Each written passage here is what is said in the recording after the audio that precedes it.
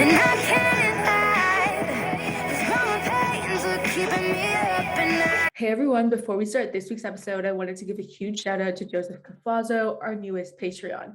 Now, if you don't know what Patreon is, and if you don't know why Joseph just got the amazing shout out he got, that is because Take a Paycheck has officially decided to get onto Patreon, a platform where you can support the podcast and get exclusive benefits. So what if I told you to get these exclusive benefits right to your door? Or even to your email. Yes, that's how cool Patreon is. It kind of gives you the trendy merch that you actually might want from us. So basically how it works is you sign up for a membership tier. What if I told you we kind of had some really cool, cute, trendy names like Remission Bundle? And don't worry, if the platform is really confusing, but you still really want your membership tiers, literally feel free to message us on social media channels or via email at takeapaycheck@gmail.com, and you'll be able to connect with us, and then we'll be able to set up your account and help you through that process. So don't worry, we got you. So if you want to check out your exclusive benefits and subscribe and support the podcast, check out the link in the description where you can get started today and support us on Patreon. Okay, bye. Back to the episode. The information that we share today is from our own personal experiences and does not constitute medical advice. We do not endorse any products or services. Any said products or services mentioned on this podcast may not be suitable for you or your condition. Please consult with your physician if you have medical questions as it may pertain to your condition. Hey everyone, welcome back to Take a Paycheck. I'm so excited to have a very special guest on today, Cassie. Cassie is 16 years old and resides in Vancouver, British Columbia. In school, she's interested in sciences.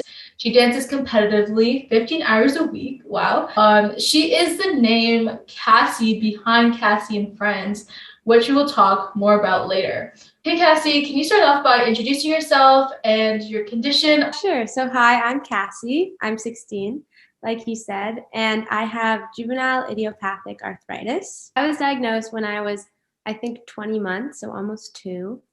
And I sort of just woke up one day and I just wouldn't walk. And my parents took me to the hospital and I got diagnosed with JIA. Okay, so you would say that the symptoms that you were displaying were kind of just like you like could not walk, like nothing else. Yeah, like pain. Like I guess I was I don't really remember, but I guess I was walking at that point. And then that morning I just woke up and I just wouldn't. My parents were like, what is going on? Yeah. So how would you say your condition has changed throughout the past 14 years? I think it was probably the worst that it was right when I got diagnosed, just because there was so much uncertainty. Like I had 16 joints, I'm pretty sure, that were affected. And now it's like went down. It's mostly my ankles and wrists that are the worst now. Yeah, I think it's sort of, I wouldn't really say I got better, but I definitely got better with managing it and things like that. So it sort of seems like to me that it improved. Yeah, I think that makes sense because like you kind of get used to the routine of like dealing with the chronic condition. And then because you've dealt with it for so long, it's like now I know what to do when I'm in pain. So it just seems like it's better. Yeah, exactly. Like I've had flares since then, of course, like a couple like bad ones. But from what I've heard, I don't really remember, but from what I've heard, it seemed like it was the worst when I was little. Yeah. It's kind of funny because like your parents told you about this, but like you obviously did not really like know what was going on when you're like 20 months old. It was hard to like explain to me. Yeah. So when did you find out that you had arthritis? Like, did you remember the process of like your parents telling you? I don't really remember. Like, it's sort of just for as long as I can remember, I've kind of just had arthritis, I guess. It's sort of just like a part of my life. Yeah. Yeah. So was it really like one magical day? It's like you have arthritis and you like fully understood. It was like kind of engraved into like your daily routine of doing things. Yeah. Like, I feel like most people like who got diagnosed a bit older, they like remember the day that they got diagnosed. But I'm sort of just like, I've sort of just always had it. Yeah. I totally remember when I got diagnosed. Like I can remember the exact moment. Like I was in the car, the parking lot of my elementary school. Like I feel like when you remember, and it's like you remember that. But sometimes like I mean, I think there are advantages and disadvantages of like having it engraved in your life. So like you're just like used to it. rather than that like one shocking moment where it's like my life changed. But then sometimes people think like, oh, my childhood was different than like my teenage years and that was good. Do you have any input on like how you felt in terms of like just like you're in this situation? How did like school life work for you? Yeah, like I think I I agree there's sort of advantages and disadvantages. Like it probably would have been great to grow up with a childhood with like no arthritis, but also I don't really know any different. So it's sort of like everyone sort of just knew I had arthritis. Like all my friends at school, it was sort of just like a known thing. Like when I was little, except when I was in elementary school, I can't really remember like telling anyone I had arthritis. It was sort of like everyone kind of knew because like everyone's parents are friends at that age. So I guess, yeah. Yeah. So did you experience like any bullying or was it just like everyone knew so it's fine? I feel like everyone sort of knew. Like I was pretty little. I think I knew a lot more about like medicine, I guess you could say at that time than most of my friends since we were all very little and like I used to have to explain it like in very like simplified ways because I'd be like it's a pain in the joints and my friends would be like what are joints? Like because we're little. But then Yeah. as I got older and I started like and I switched schools and things like that, that's sort of when it got I sort of had to like navigate that situation more and decide how I was going to tell people. Did you like feel comfortable talking about your condition to other people? Because I know that you mentioned that it was a normal thing at the point where people just knew you had arthritis, but when you had to kind of approach that situation where people asked you questions, were you comfortable? I think usually I was pretty comfortable in elementary school because people like just knew, and like people also knew about Cassie and Friends. Like it was sort of just I don't know. I guess it was like a known thing, and I didn't really have to talk about it much until I grew up more. In terms of like your high school friends, I don't think you probably had like elementary school friends and like high school friends. How did it feel like telling them? Because I don't think you went to this. Did you go to the same Yeah, school as so like, I switched schools in grade 8. I'm not sure how it is where you Yeah. are, but in Vancouver you switched for high school in grade 8. Mhm. So in elementary school, I had all these friends that like my parents knew, everyone sort of knew. And then I switched schools with some of my friends, but made a lot of new friends. And at the beginning, I kind of like, I had decided that I didn't really want to tell people right at the beginning. Cause like I was sort of just making new friends. I didn't really want, I don't know, I didn't want everyone to think of me like as having this disease sort of. Like I Yeah. wanted to sort of separated from that. And then like at my school right now, I don't think like some people I'll be like in like gym class or something and like I can't do something and my friends will be like, "Oh, why?" And it's sort of like they just like don't know.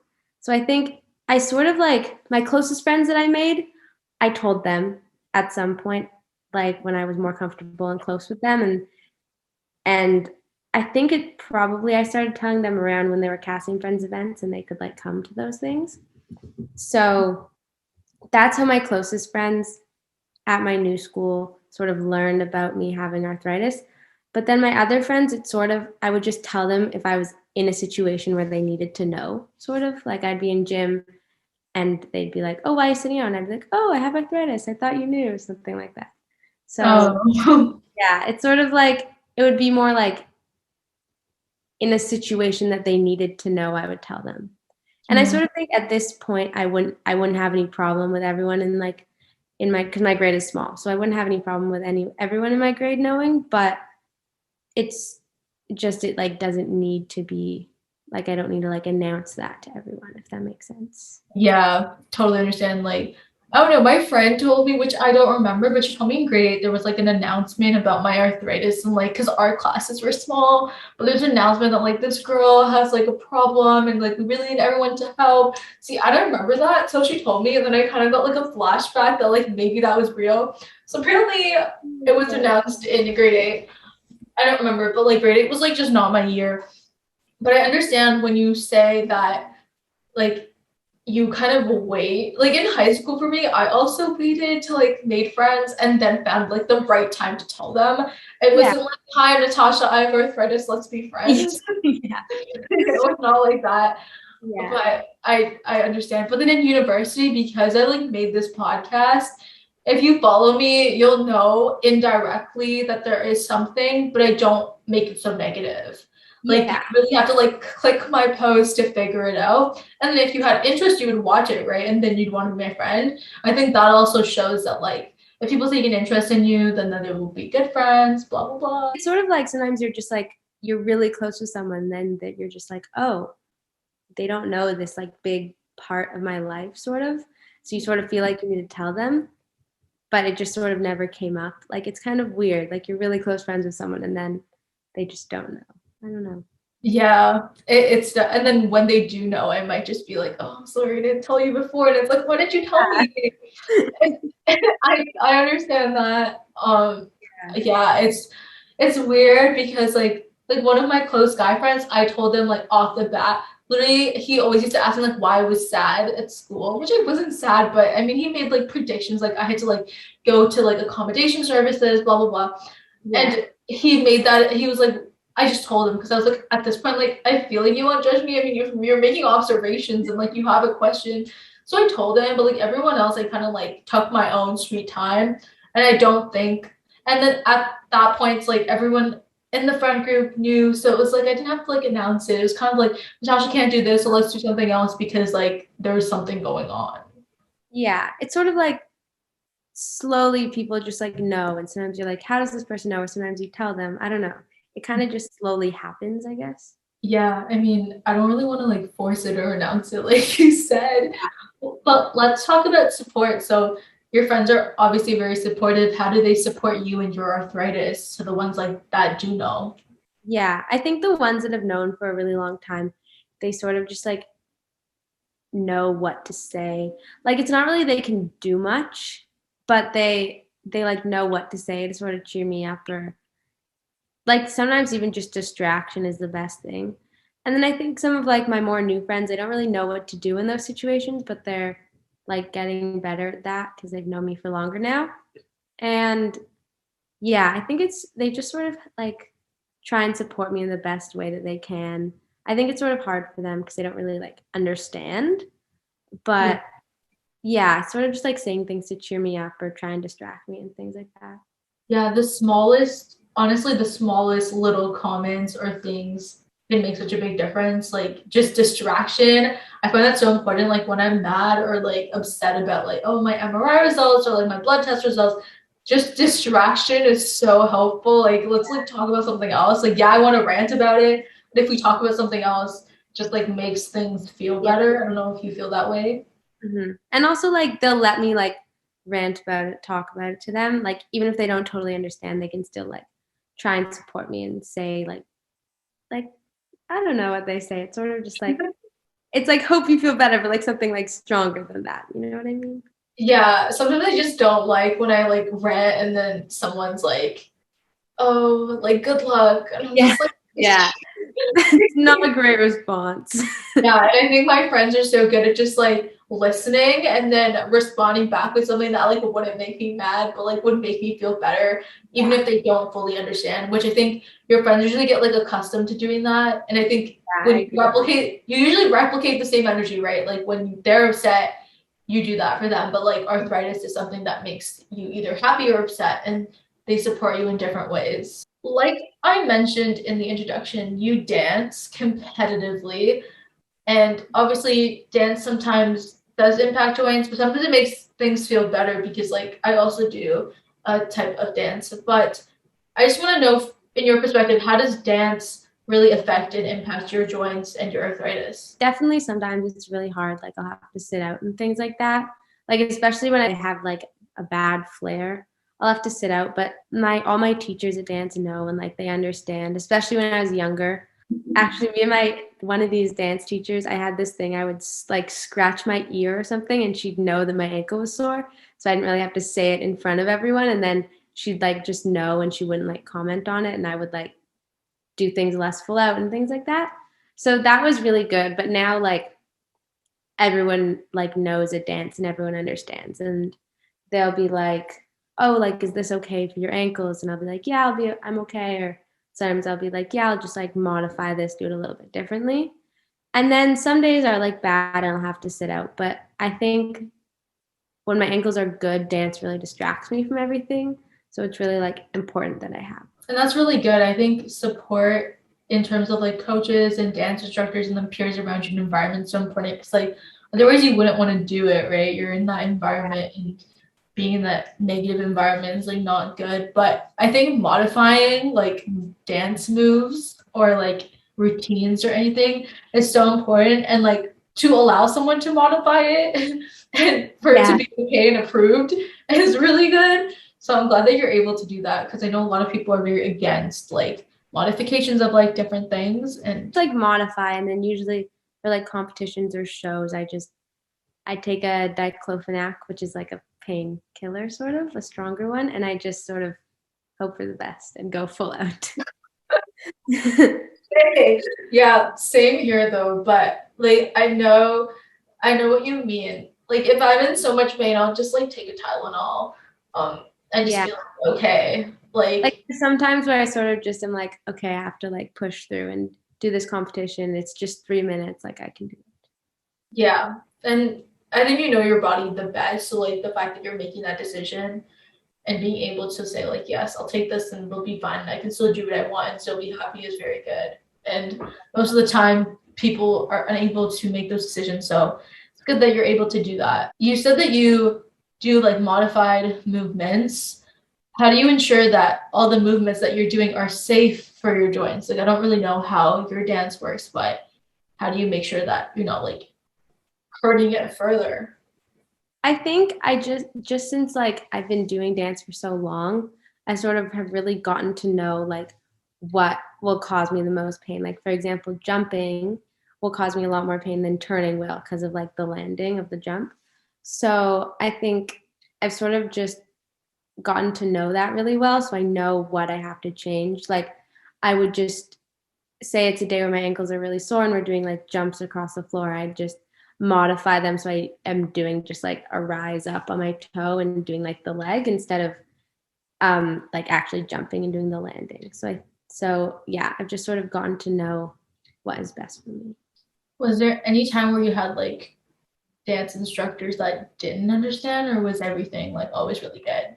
Yeah, like a couple times. One time I had this tap class and I walked in and I was like, I was gonna sit that day because sometimes I just go and watch if my ankles are sore because it's important that I know the choreography and things. And I come in and I'm like, I don't think this teacher knew. I was like, I have arthritis, so I'm gonna sit today. And she said, "Oh, you're too young to have arthritis. Are you sure that's what it is?" And I was like, "Yeah, I've been diagnosed since I was 2." And all my friends at dance are like, "Yeah, it's definitely that. She's been doing this for years." And yeah, I mean, there's some teachers like that, but they eventually understand. But I think some people are just sort of shocked at the beginning that it's arthritis. Yeah. Yeah, I mean, we don't get through life without that comment, so it's okay. Like it happens to everyone. So I think we're good. What about people around you? Like you mentioned your peers are really supportive, but did they have any questions to ask you? And if they did, what were some of the questions that they asked to like know more about what was going on with you? I think more like when I was younger, they were just sort of confused what it was. Yeah. Like some people don't know, like they've heard about arthritis, but they've heard about it in the sense like an older person is like, oh, my arthritis, my back, or something like that. So it's sort of they don't fully like know what it is. And I think sometimes they just need a bit of an explanation. Yeah.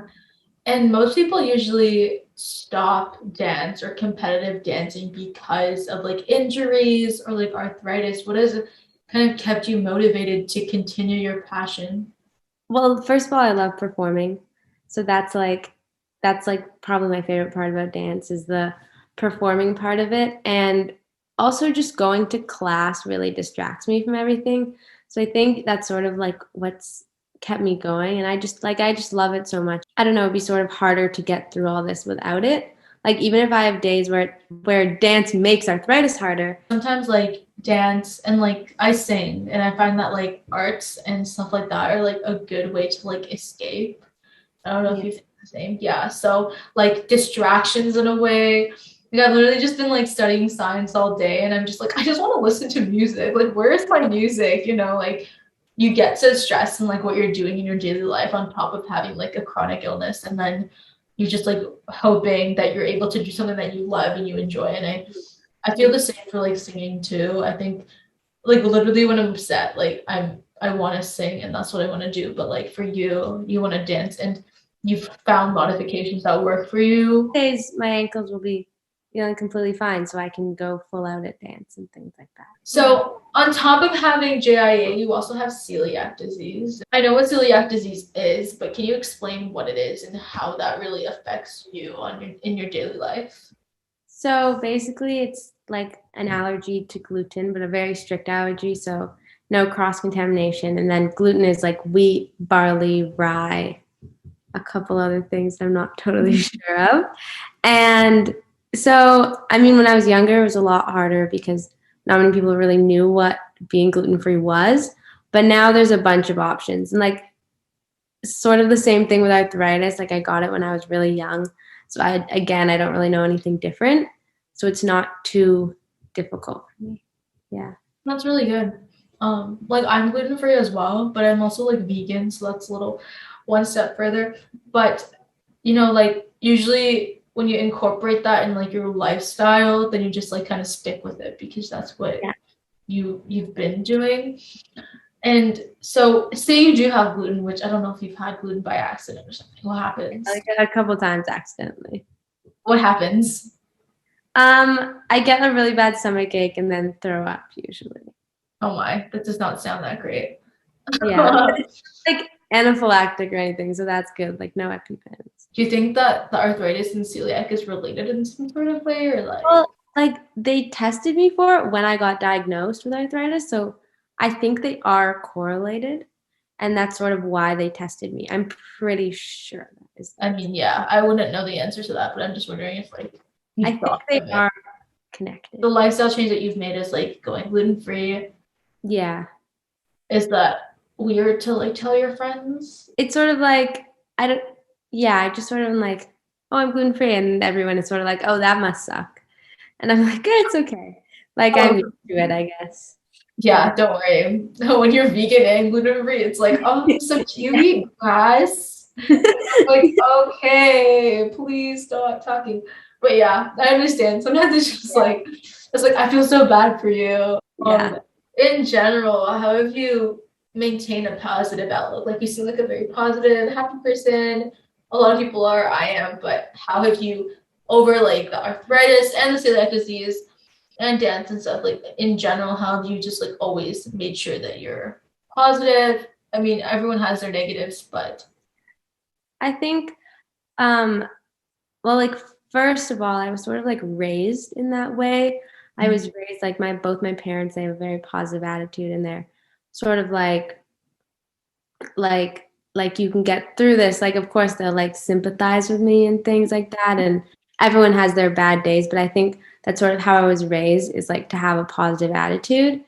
And it's sort of just like it really like helps me get through it and things like that. And it's been like really important for sort of managing my pain. honestly, like stress is like a big factor to arthritis, I'd say. Yeah. And like being negative gets onto stress. And it's so hard to tell someone like, don't stress out. Well, like I'm feeling stressed. Like, what are you gonna do about it? I think sometimes those comments just make me really annoyed because it's like, why are you telling me not to stress out when I'm stressed? Yeah. Like, yeah, it's supposed to make you feel better, but it's just like really annoying in the moment. So let's get to the fun stuff where we talk about the Cassie behind Cassie and Friends. I mentioned Cassie and Friends, and people are just like, oh, like Cassie and Friends, like who's Cassie, right? And who are her friends? And people are probably just really confused. So this is where we get to the story. I mean, your dad explained it. Yeah. In episode 3, everybody check that out. But you know, we want to hear from you because why wouldn't we? So I want you to give a brief explanation of what Cassie and Friends is and how it kind of feels having like a charity organization with your name. Yeah, so it's a charity that supports kids with juvenile arthritis and other rheumatic diseases. I've memorized that since I was very little. So that's what it does, and it's all the way across Canada now, which is pretty crazy considering like how small it started. And it was just like a couple of my family under the tent cheering for my dad at the Scotiabank run. So it's pretty crazy how big it's gotten. And yeah, like it's cool being Cassie. It's like I'm famous in this little arthritis community. Like I'll go to the hospital sometimes. One time I was in the elevator and this little girl, she says to her mom, she's like, "Mom, I think that's Cassie." And it's like it's cool that people sort of know who I am. And like sometimes people want to talk to me because I'm Cassie and things like that. So it's really nice meeting all these people. And even though I sort of indirectly had an impact on them, like I'm the face behind it, I guess. So people are, yeah, it's nice to meet them. Yeah, Cassie, the famous Cassie. It's really interesting though, because like I know at first, like when I joined Cassie and Friends and like the tag board, I knew that Cassie was like Cassie, but I was like, where is Cassie? Like, you know what I mean? Like, I see so many people like, where is Cassie? Like, what is she doing? And you're like really young too, so like, Yeah, I I was little. I'm sort of now at the age where I can get more involved. So yeah, Yeah. but like I was really little for a long time. So I'd be meeting these people and I'd be like 5 and they'd be like, "Oh my God, you're Cassie." Yeah. Yeah, I remember like I emailed Cassie and Friends 3 years ago and wanted to like get involved or whatever because I was like really desperate for support, which makes sense. Like when you have arthritis, you just like want support. And then when I joined the tag board like a year and a half ago, it was like, when am I ever gonna meet Cassie? Like I was like so confused. Yeah, now you've met me. Yeah, honestly, and I met your dad, so it's like I'm pretty much meeting the whole family here. But yeah, you're famous in the rheumatic disease community. Like, if you don't know who Cassie is, this is Cassie. Um, like here you go. Obviously, this charity organization was like made when you were little. How did it feel like telling people like Cassie and Friends is a thing? I don't know. It's kind of weird. Like people like like I have a charity named after me. It's kind of like people are like, "Oh, that's like really like surprising, I guess." That's a really unusual thing that you would hear is that someone has a charity named after them. Oh, So, yeah. And like not many people know about it obviously because you more would know about it if you're in like the arthritis community. But usually it would come along with telling someone I have arthritis. They'd also know, "Oh, I have a charity named after them." But like there's definitely some people that I'm really close with that have no idea. And I think just because especially there's been no events because of COVID and things like that. So some people just have no idea. But I think once there are like the run and things, because all my friends come to those, then like the friends that I've made since the last one will know more about it. But yeah, people are just sort of like shocked, I'd say. it's weird that like you're telling me that people are just like that's unusual. I could see why it's unusual, but I think it's very cool. Yeah, I feel like it's cool, but I think they're mostly shocked because they're just like, yeah, it's just kind of shocking that someone. Yeah, Yeah. that makes sense. So, what does the society kind of like mean to you? Like, what does Cassie and Friends mean to you specifically? I think like it's always been a really big part of my life. It's been really helpful to me too. Like all these people get to meet me, but also I'm meeting them. And there's some people that you meet that you just like really click with and you know that you can reach out to them for help and like because like friends that you have, most of them they don't know what it's like to have arthritis. So it's really nice to talk to people that understand. And Cassie and Friends has really helped me with that. And especially since many people want to meet me, it's really nice that I get to meet all these people and can reach out to them. And then also like having the feeling of helping others is just great. Like I'm so happy that I've been able to help so many kids. And even though it's not really because of me, it's really nice to know that like now it's all the way across Canada and so many kids are being helped because of this organization. Yeah, it's really cool. And I know that like your dad is like a big part of this society. So how do you feel about like your family doing this for you? I know like It's amazing how much that they've done since I was little. Like, yeah, I'm just sort of like amazed at how much it's grown and it's just great how much it can help people and things like that. And it's just crazy that it started like so small and now it's been like, what, 14 years, and how much bigger it's gotten. Yeah, I agree. I think it definitely has expanded from everyone that I've talked to. And on top of that, like I've only made certain friends because of it. So it's like Yeah. living proof that it helped. So how do you stay active in the arthritis community? I know there's a charity named after you, but what do you do in general? Maybe you don't want to get involved in the arthritis community. I don't know what you do, but how do you advocate for yourself? How do you advocate for others? How do you get involved in the community? Yeah, I think mostly what I do is, like many people, reach out to me and they sort of ask me questions about how I deal with my pain and things like that. So that's sort of what I do the most. And then after that happened a few times, not this summer because I was gone, but the summer before, I did these blog posts. They're on like the Cassie and Friends Instagram. And every week I'd post something and it would just be like some like tips of things like to distract you from your pain or things to help with your pain and things like that. And that was like, I was 15 at the time. So that was sort of like the first bigger initiative that I took. And then I've been gone all summer and I was really busy last year, but now I'm going to start taking more initiatives in Cassie and Friends. And I'm really excited about that. But for now, mostly what I've done is like I've been to the events. I volunteered at Family Day and things like that. And just reaching out and supporting people the best way that I can. Oh, that's so nice. Honestly, like you can do whatever you want at this point. Like people, you can do whatever you want, and you're still like raising awareness in some way or the other. Like whether it's just like messaging someone. Yes, Cassie and Friends was a thing, but I think because it was a thing, did that help you advocate for yourself? Like, when was the time? Like it probably did because when I was little, I'd always heard this term like advocating for yourself, and obviously I didn't really know what that meant when I was little. And then through Cassie and Friends, I sort of learned how to do that more.